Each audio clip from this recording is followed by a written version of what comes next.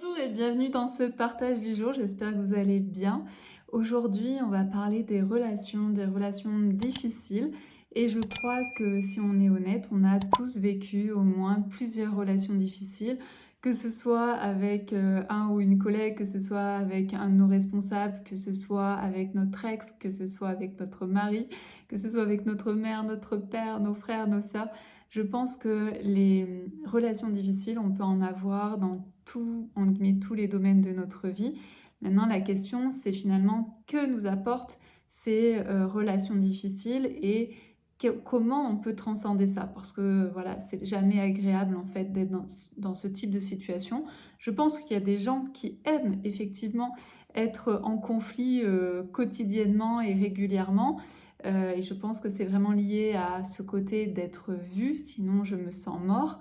Mais là, pour la plupart du temps, et je pense que c'est votre cas, d'être en conflit avec des gens à l'extérieur, c'est toujours très compliqué et c'est toujours très difficile à vivre, alors que nous, ce que l'on aimerait vivre, c'est tout simplement de la tranquillité, de la paix, de la sérénité.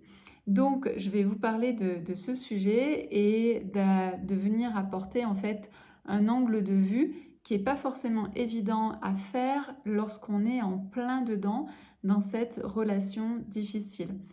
Donc, quand on vit une relation difficile, la première chose à faire, c'est de pouvoir s'extraire, de pouvoir avoir cette vision d'ensemble de qu'est-ce qui est en train de se passer avec cette personne, qu'est-ce qui est en train d'être dit, qu'est-ce qui est en train d'être fait. Donc, d'avoir plutôt une prise de recul et au lieu de rester à un niveau de je me bats contre toi, c'est comment moi je peux m'élever et comprendre mieux la situation de ce qui est en train de se passer.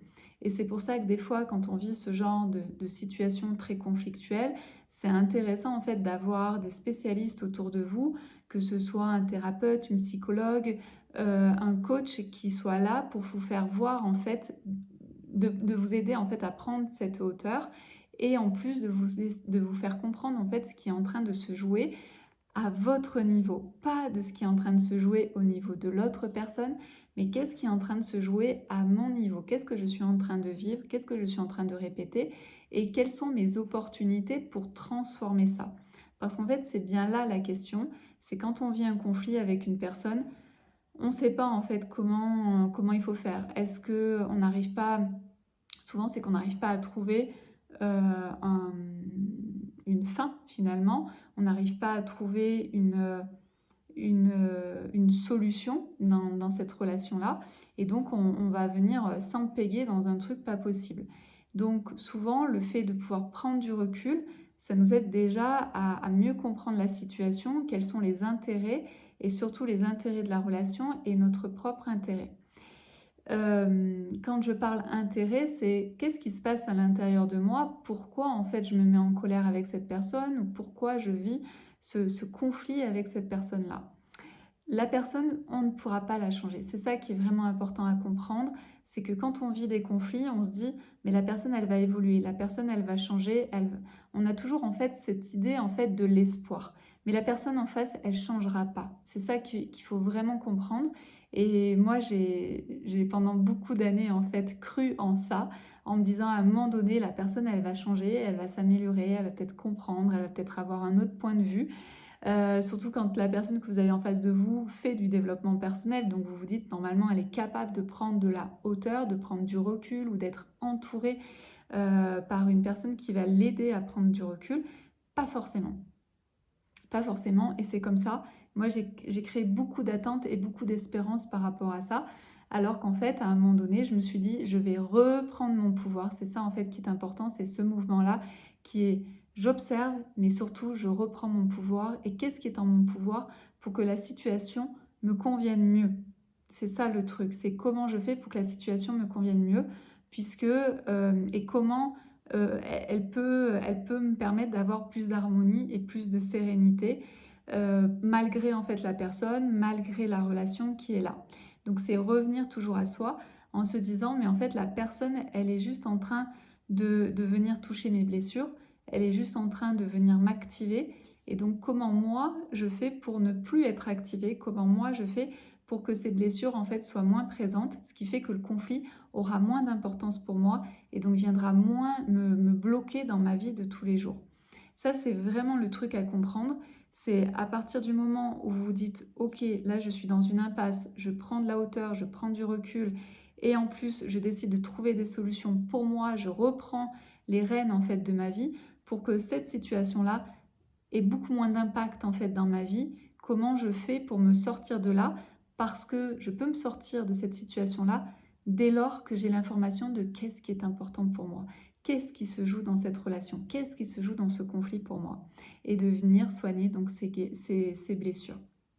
D'ailleurs, si vous avez envie de venir travailler plus profondément sur vos blessures, que ce soit blessures de trahison, de rejet, d'injustice, d'abandon ou d'humiliation, je vous invite à me rejoindre. Vous pouvez cliquer là ci-dessous au programme en fait que j'ai créé des 5 soins alchimiques pour guérir nos blessures de l'âme, pour vivre l'amour avec un grand A, c'est-à-dire venir mieux nous aimer nous-mêmes pour ensuite avoir des relations beaucoup plus saines à l'extérieur, que ce soit en amour, en amitié ou au niveau professionnel.